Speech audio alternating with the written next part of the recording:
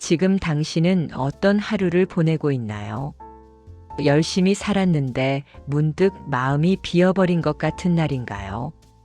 아니면 해야 할 일은 분명히 있는데 왜 하는지 모르겠는 상태인가요? 우리는 종종 이렇게 말합니다.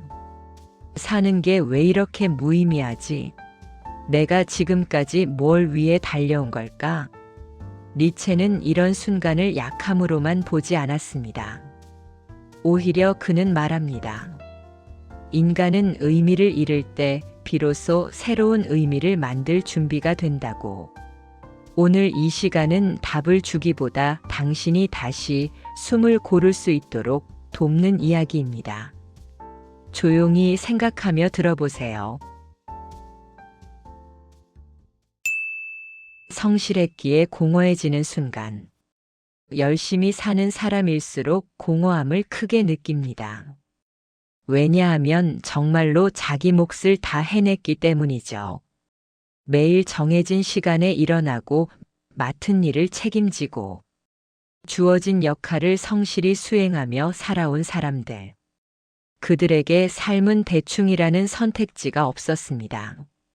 그래서 오히려 멈추는 순간이 오면 무엇을 해야 할지 몰라 더 큰 혼란을 느낍니다.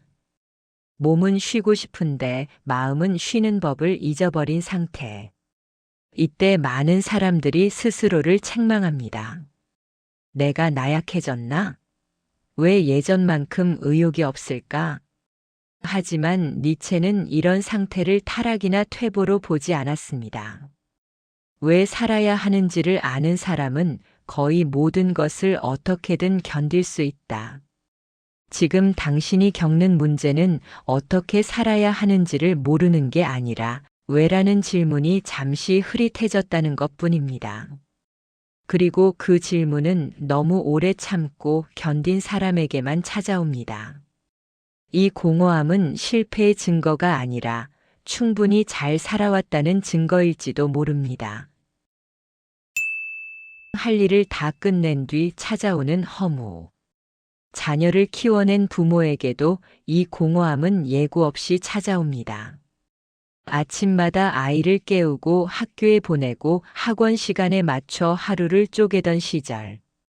그 모든 일정이 어느 날 갑자기 사라집니다.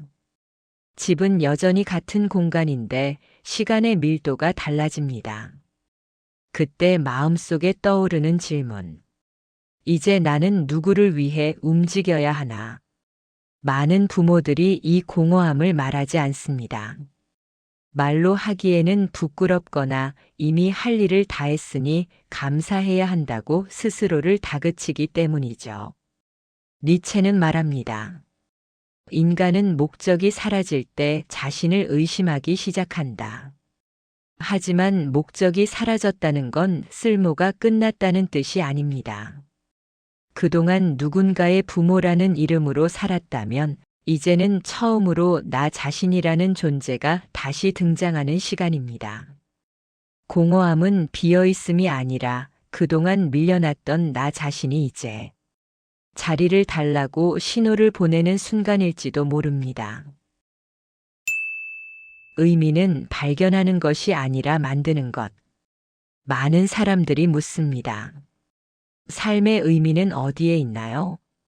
니체는 이 질문 자체를 조금 다르게 바라봤습니다. 그는 삶의 의미가 어딘가에 숨겨져 있고 우리가 그것을 찾아야 한다는 생각을 단호하게 거부했습니다. 삶은 본래 공허하며 그 공허함 속에서 인간은 스스로 의미를 만들어낸다고 말합니다. 그래서 의미를 잃은 순간은 추락이 아니라 창조의 출발점입니다. 지금 아무것도 하고 싶지 않은 상태. 아무 목표도 떠오르지 않는 상태. 이건 인생이 고장난 게 아닙니다. 그동안 너무 많은 역할을 수행하느라 자기 목소리를 잃어버린 상태일 뿐입니다.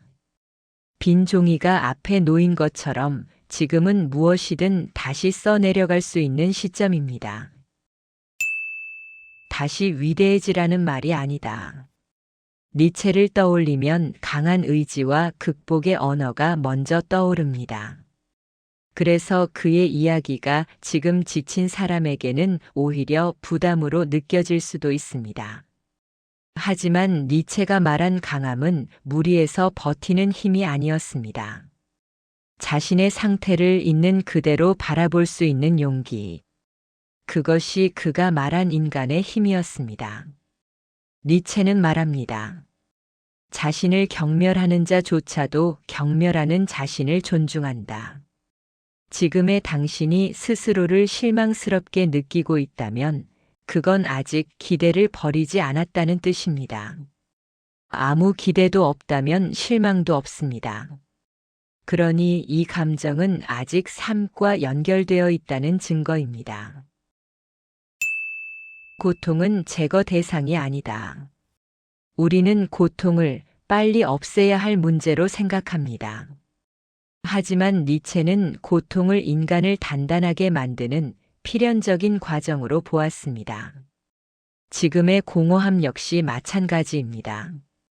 이 감정은 당신을 무너뜨리기 위해 온 게 아니라 지금까지의 삶의 속도가 너무 빨랐다는 사실을 알려주기 위해 찾아온 신호입니다. 억지로 긍정하려 하지 않아도 됩니다. 이유를 당장 찾으려 하지 않아도 됩니다. 그저 이렇게 말해도 충분합니다. 지금은 멈춰야 하는 시간이구나. 멈춤은 후퇴가 아닙니다. 방향을 다시 확인하는 과정입니다. 비교가 시작되는 순간 의미는 사라진다. 공허함 속에서 가장 쉽게 빠질 수 있는 함정은 비교입니다. 다른 사람의 성취, 다른 사람의 속도, 다른 사람의 인생. 그 모든 것과 지금의 나를 나란히 세우는 순간 삶의 의미는 빠르게 마모됩니다. 니체는 말합니다. 군중 속에서 자신을 찾으려는 순간 자신을 잃는다. 지금 필요한 건 더 빨리 가는 방법이 아니라 잠시 멈출 수 있는 용기입니다. 자기 삶의 속도를 다시 자기 손에 쥐는 것. 그것이 회복의 시작입니다. 작은 선택이 삶을 다시 움직인다. 삶의 의미는 거창한 결심에서 시작되지 않습니다. 대부분은 아주 사소한 선택에서 다시 움직이기 시작합니다. 오늘 햇빛을 조금 더 볼지 말지. 몸을 조금 움직일지 말지. 혼자만 알고 있던 마음을 누군가에게 말할지 말지. 이 작은 선택들이 다시 나라는 사람을 현실 속으로 불러옵니다. 니체는 말합니다. 춤추는 별을 낳으려면 혼돈을 품고 있어야 한다. 지금의 혼란은 아무것도 아닌 상태가 아니라 무언가가 태어나기 직전의 상태일지도 모릅니다. 다시 살아도 괜찮을 삶을 향해 니체는 영원 회귀라는 질문을 던집니다. 이 삶을 그대로 다시 살아도 괜찮겠는가?